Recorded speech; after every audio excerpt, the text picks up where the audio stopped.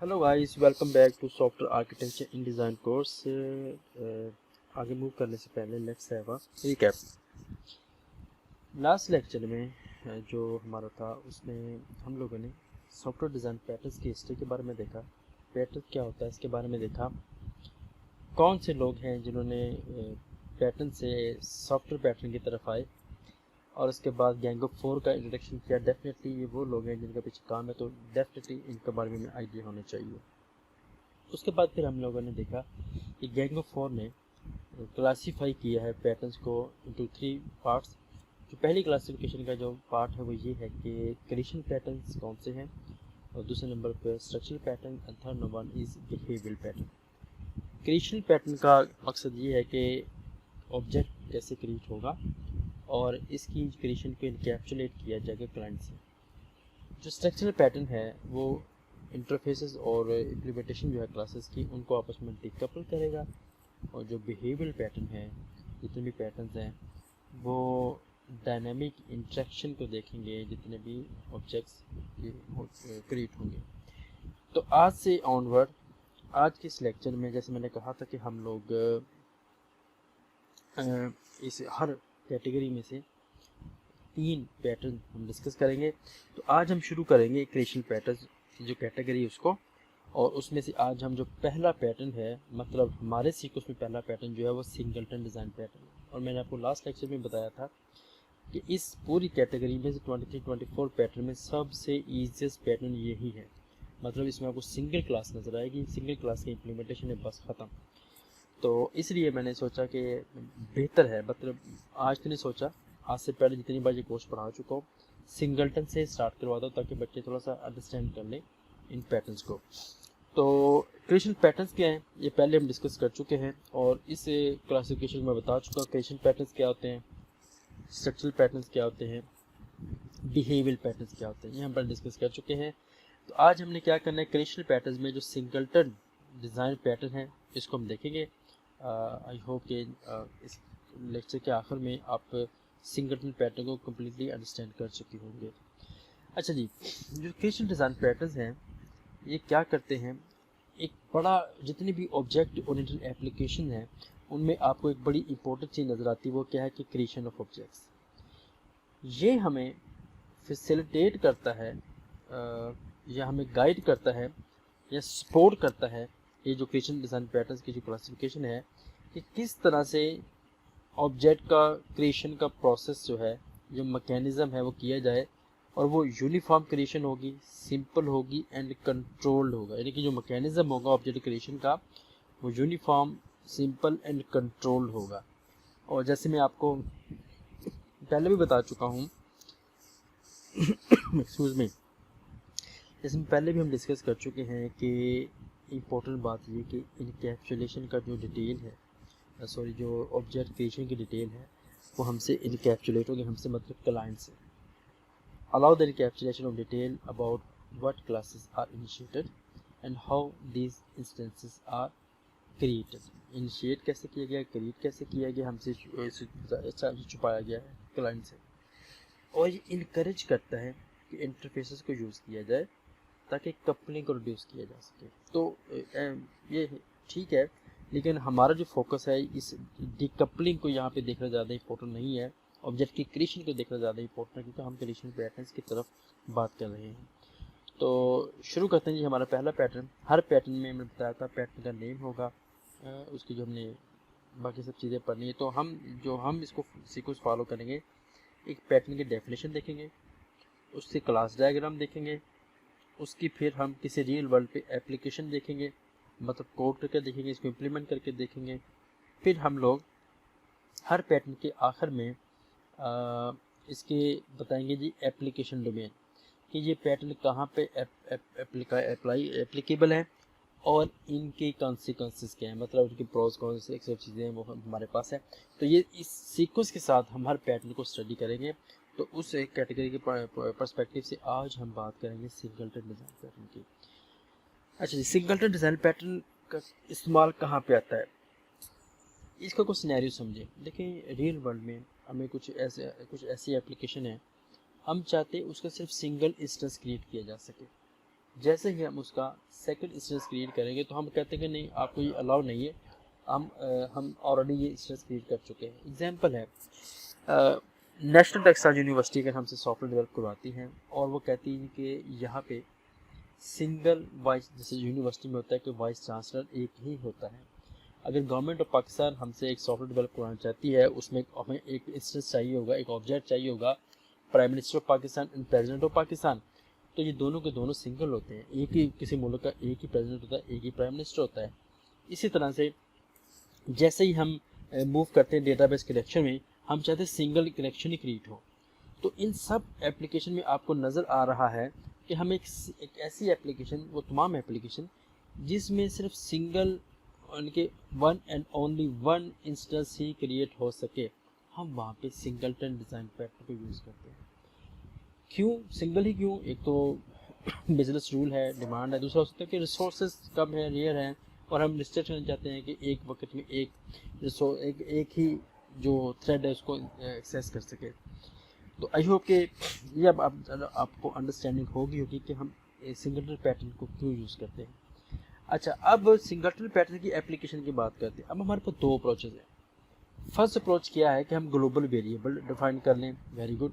इसमें क्या होगा कि ग्लोबली हमारे पास एक वेरिएबल होगा, फर्स्ट करें मैं उसको कहता हूँ जी V1।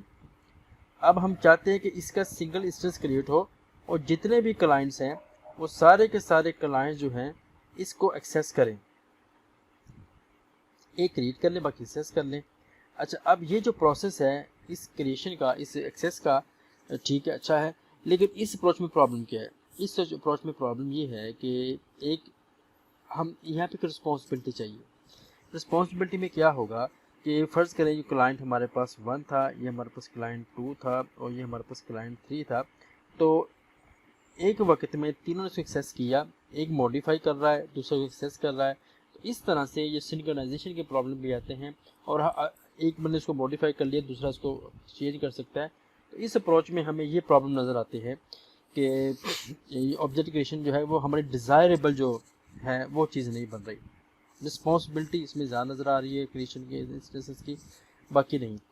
सोल्यूशन का क्या हो सकता है? सोल्यूशन का ये हो सकता है कि जो ऑब्जेक्ट क्रिएशन का प्रोसेस है ये क्लास के खुद के ज़िम्मे लगा दिया जाए, यानी कि एक क्लास खुद रिस्पॉन्सिबल हो अपना ही ऑब्जेक्ट क्रिएट करने के लिए, अपना ही इंस्टेंस क्रिएट करने के लिए क्लास को रिस्पॉन्सिबिलिटी दी जाए।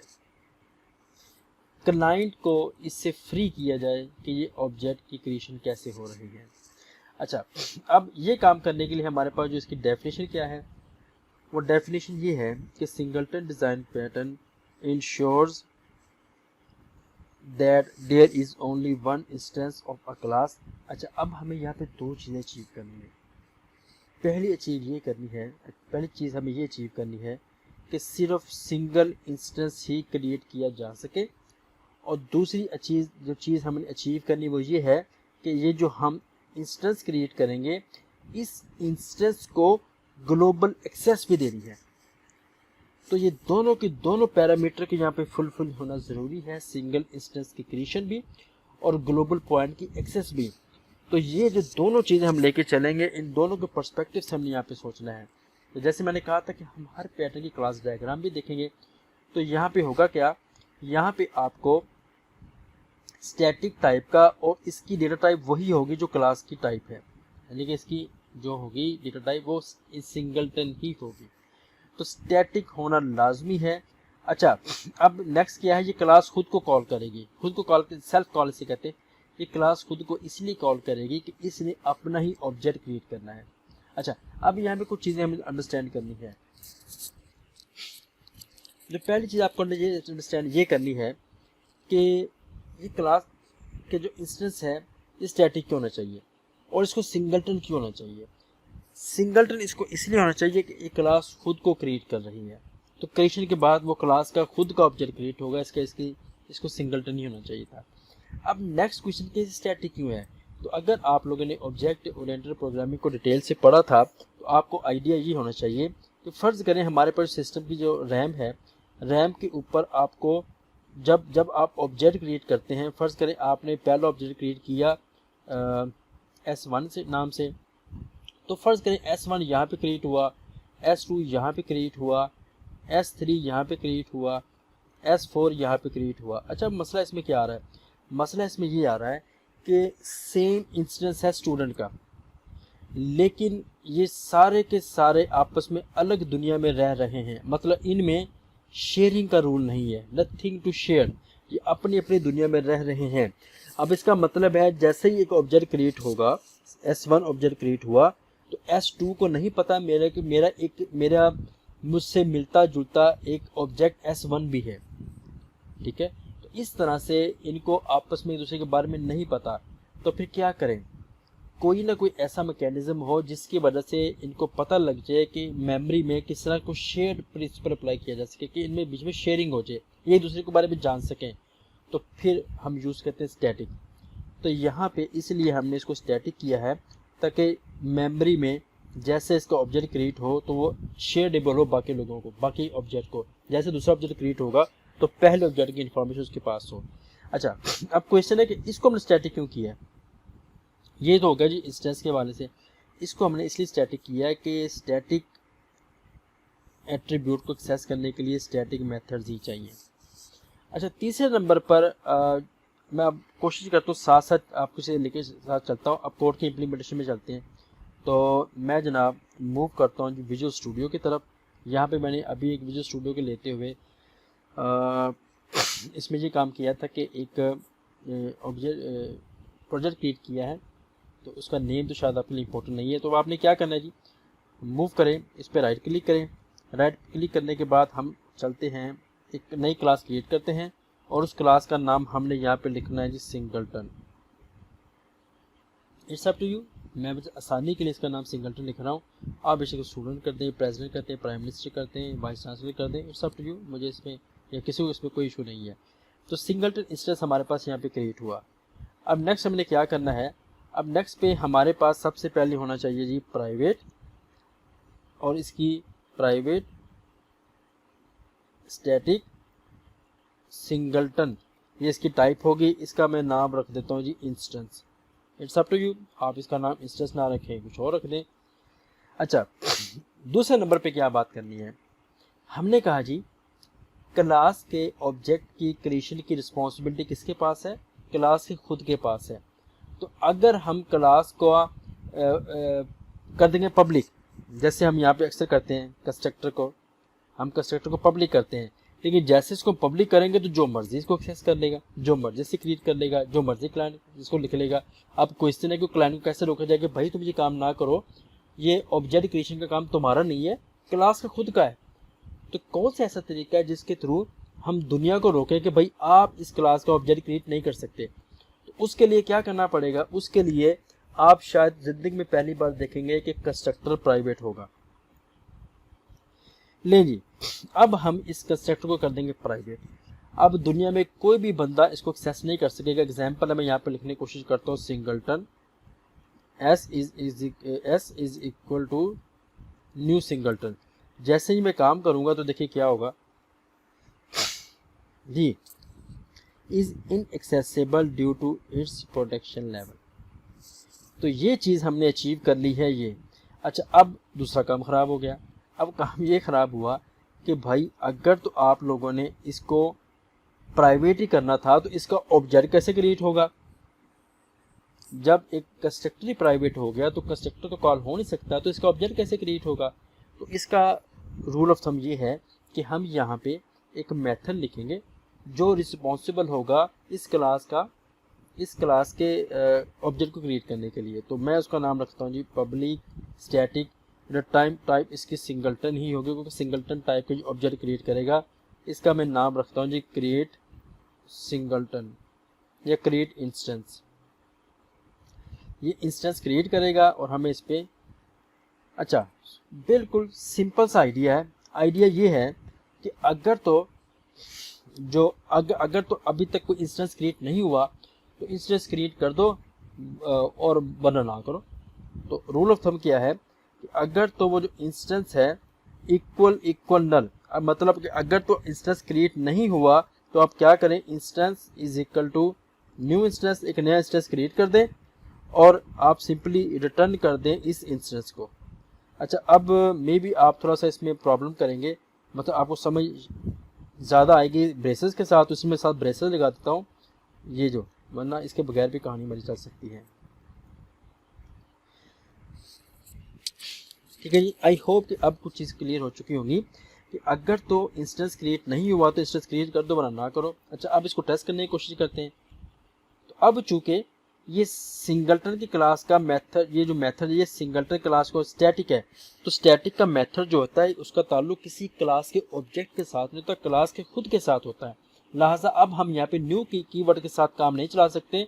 अब हम यहाँ पे करेंगे सिंगलटन। जैसे मैं डॉट प्रेस करूंगा तो आप देखो, देखिए आपको क्रिएट इंस्टेंस नजर आ रहा है।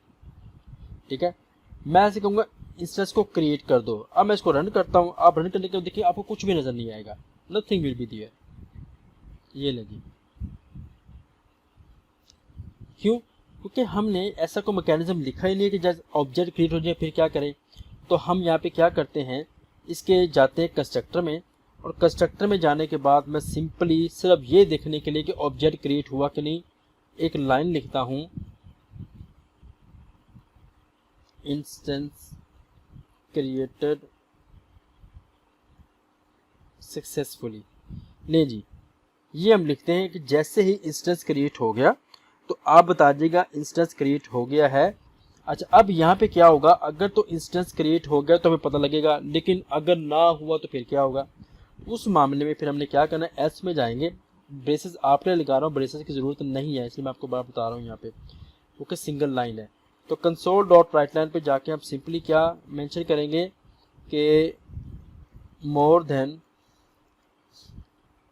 सिंगल या one, more than one instances are not allowed. एक से ज़्यादा इंस्टेंस हम अलाउड नहीं कर सकते। तो अब हम इसी क्लास को दोबारा कंपाइल करता हूं मैं, तो आप देखिएगा कि इंस्टेंस क्रिएटेड सक्सेसफुली। अब हम दूसरा इंस्टेंस क्रिएट करने की कोशिश करते हैं, क्योंकि हमारे मुताबिक तो होना चाहिए। तो मैं यहाँ पे लिखता हूँ सिंगलटन डॉट क्रिएट इंस्टेंस। मैं फिर जाके लिखता हूँ जी सिंगलटन डॉट क्रिएट इंस्टेंस। अब आपके ख्याल में यहाँ पे क्या होना चाहिए, इस जगह पे सक्सेसफुली यहाँ पे इंस्टेंस शुड क्रिएट, और यहाँ पे instance should not create. Again यहाँ पे भी ऐसा ही होना चाहिए कि इंस्टेंस क्रिएट ना हो। तो चेक कर लेते हैं ऐसा हुआ कि नहीं। जी, आप चेक कर सकते हैं कि पहली लाइन पे इंस्टेंस क्रिएट हो गया, जो बाकी दो लाइंस हमारे पास बनती हैं उसमें इंस्टेंस क्रिएट नहीं हो सका। वेरी गुड जी, एप्लीकेशन हम कर चुके हैं, यही सारा सारा काम था। लेकिन अब इसमें प्रॉब्लम है इस अप्रोच में। ये अप्रोच जो है सिंगल पीसीस पे चलेगी, सिंगल जो लेकिन सिंगल का मतलब है कि जो सिंगल थ्रेड एप्लीकेशन पे चलेगा, मल्टी थ्रेडेड एप्लीकेशन पे ये काम नहीं करेगी। क्या वजह है? उसकी रीज़न ये है कि जैसे ही फ़र्ज़ करें एक वक्त में दो थ्रेड आए और दोनों थ्रेड ने आके गेट जो क्रिएट इंस्टेंस है इसको एक्सेस किया, तो फिर क्या होगा, तो फिर इशू आ जाएगा हमें सिंक्रोनाइजेशन का। तो अब हमें क्या करना है, अब हमें इसको सिंक्रोनाइज करना है। ठीक है, मतलब एप्लीकेशन हो चुकी है, अब हम सिर्फ बात करें सिंक्रोनाइजेशन की। तो अब हम यहाँ पे क्या करना पड़ेगा जी, प्राइवेट स्टैटिक रीड ओनली, तो ऑब्जेक्ट टाइप का। अब यहाँ पे एक ऑब्जेक्ट लिखते हैं is equal to new object. तो ये हमें एक नया टास्क परफॉर्म करना पड़ेगा। इसका मकसद सिर्फ लॉकिंग करना है मल्टी थ्रेड के लिए, कि एक अगर एक्सेस कर लेता थ्रेड तो बाकी थ्रेड को लॉक कर दें कि भाई एक अभी काम कर रहा है तो उसको वेट करो। सिंक्रोनाइज होने के लिए हमें ये काम करना पड़ेगा। तो अब हमने करना क्या है, सिंपल करना ये है कि ये सारा प्रोसेस होने से पहले ये वाला, इसको मैं कट करता हूँ। अब हम करेंगे लॉक, हम इस ओबीजे को लॉक कर देंगे और इसके अंदर इस कोड को लिखेंगे। अब आप देखिए मैं इसको चलाता हूँ तो सेम आउटपुट आपके पास आई है। लेकिन अब होगा क्या कि जैसे ही एक थ्रेड इसको एक्सेस करेगा तो बाकी थ्रेड को इसको वेट करना होगा। तो ये चीज़ हमने यहाँ पे अचीव कर ली है इस चीज़ के थ्रू। अच्छा, लेकिन अब इसमें प्रॉब्लम क्या है ये जो हमने सिंक्रोनाइजेशन की है, मैं यहाँ पे लिख दूँ सिंक्रोनाइजेशन, अगर तो हम ये काम करेंगे, अब हो क्या रहा है, हम हर थ्रेड को यहाँ पे रोक रहे हैं, लॉकिंग स्टेट में लेके आ रहे हैं। इससे क्या होगा, डेफिनेटली ये सिंक्रोनाइजेशन जो है डिक्रीजेस परफॉर्मेंस, ये परफॉर्मेंस को डिक्रीज कर देगा। सोचे कितने परसेंट डिक्रीज करेगा, ये आपको 100 टाइम्स डिक्रीज कर देगा इस परफॉर्मेंस को, इस फैक्टर के साथ। तो डू यू थिंक इतना हमारे लिए अफोर्डेबल है? तो अब क्या करें, हम चाहते हैं, इसे हम कहते हैं सिंगल लॉक। ये जो मैंने अभी आपसे चीज़ डिस्कस की है, that was single lock mechanism, single lock. अब क्या किया जाए, मतलब कि हम हर थ्रेड को जो कि लॉकिंग स्टेट में लेके जा रहे हैं, तो इससे हमारी परफॉर्मेंस को इशू आ रहा है। तो अब हमें क्या करना पड़ेगा, दूसरी टेक्निक है जिसको हम कहते हैं डबल लॉक। डबल लॉक में क्या करना पड़ेगा, ये जो इंस्टेंस क्रिएशन का स्टेप हमने देखा था कि अगर तो इंस्टेंस नल है तभी इंस्टेंस क्रिएट करो, वरना ना करो, ये काम जो है अब हमें 2 बार करना पड़ेगा। क्या बेनिफिट होगा, मैं दोबारा आपको बताता हूँ। इफ़ एक्चुअली मैं इफ़ लिखने से पहले इस सारे कोड को यहाँ से ये जो सारा कोड है ये एल्स तक का यहाँ तो डिलीट करता हूँ और दोबारा आता हूँ जी। इफ़ इंस्टेंस इक्वल नल, अगर तो इंस्टेंस नल है तो ये काम करना, वरना ना करना।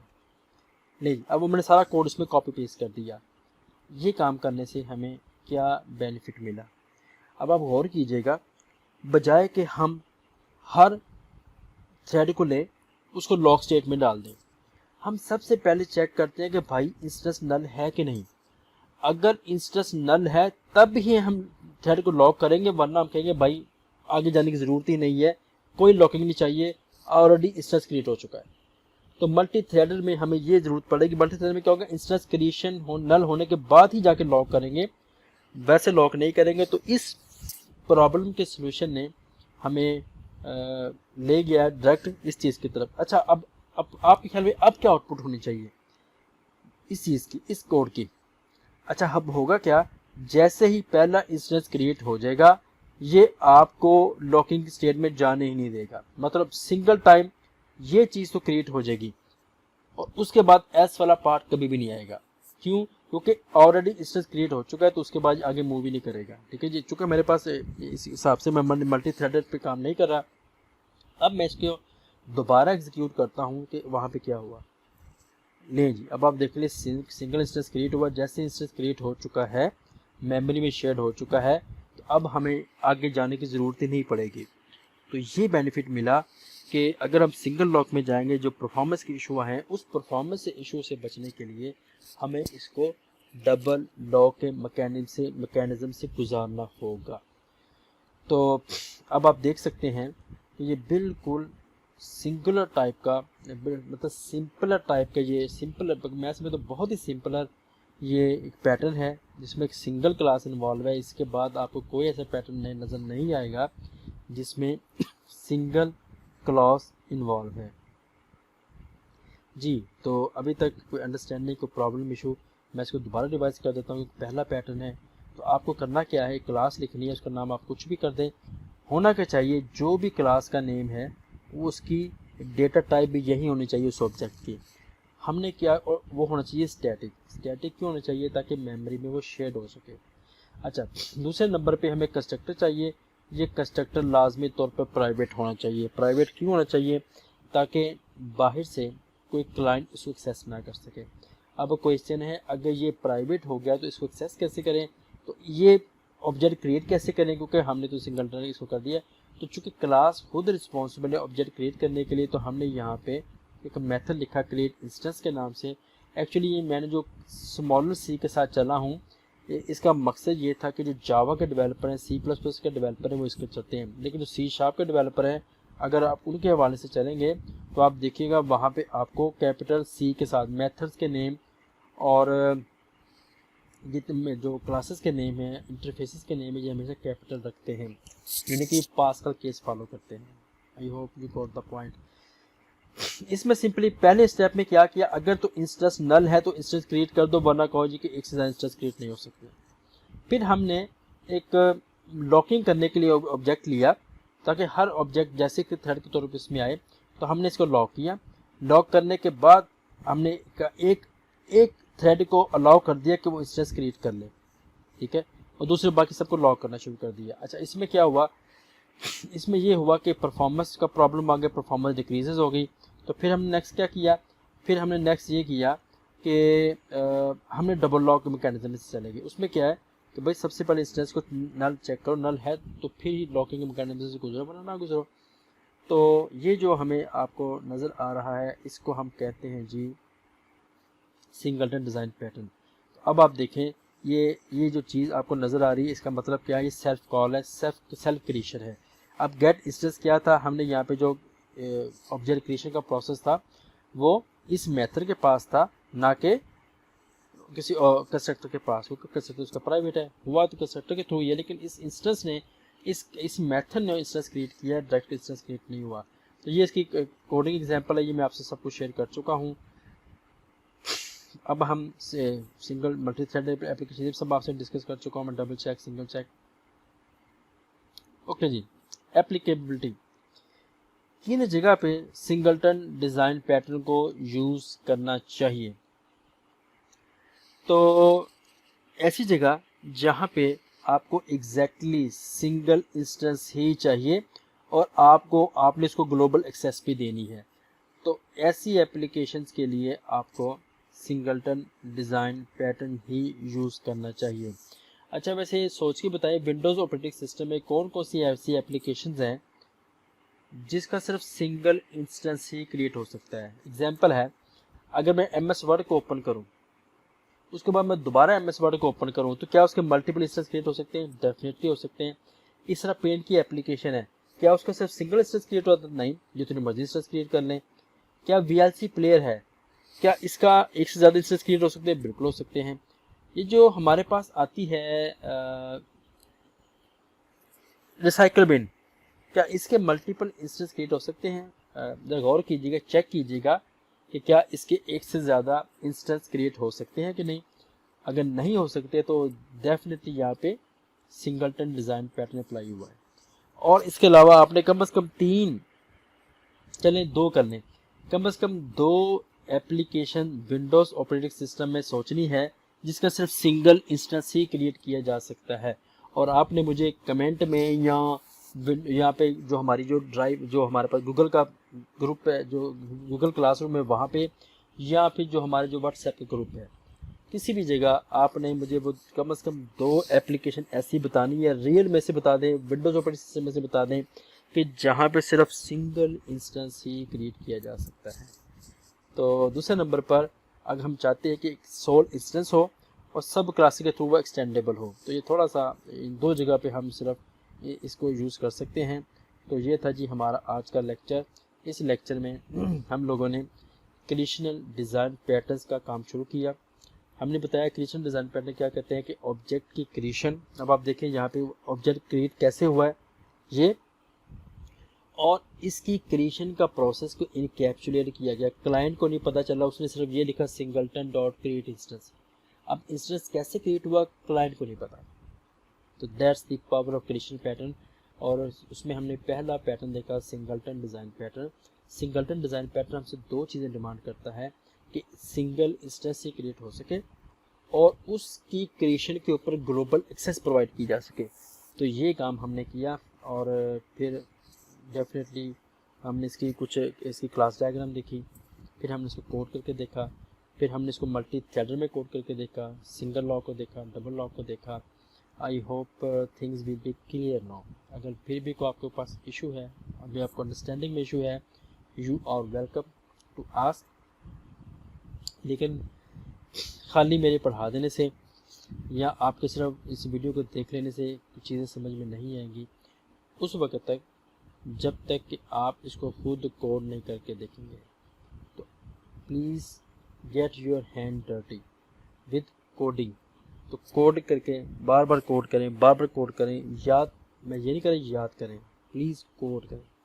जब आप मल्टीपल टाइम इसकी प्रैक्टिस करेंगे एक वक्त में ये आपकी नेचर बन जाएगा। इन पैटर्न्स पे काम करना, कोड करना, ये आपकी नेचर बन जाएगा। तो please try your level best to practicise these patterns.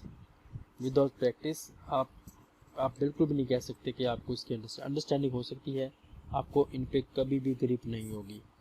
तो ये था जी हमारा आज का लेक्चर। नेक्स्ट लेक्चर में हम बिल्डर डिज़ाइन पैटर्न को देखेंगे।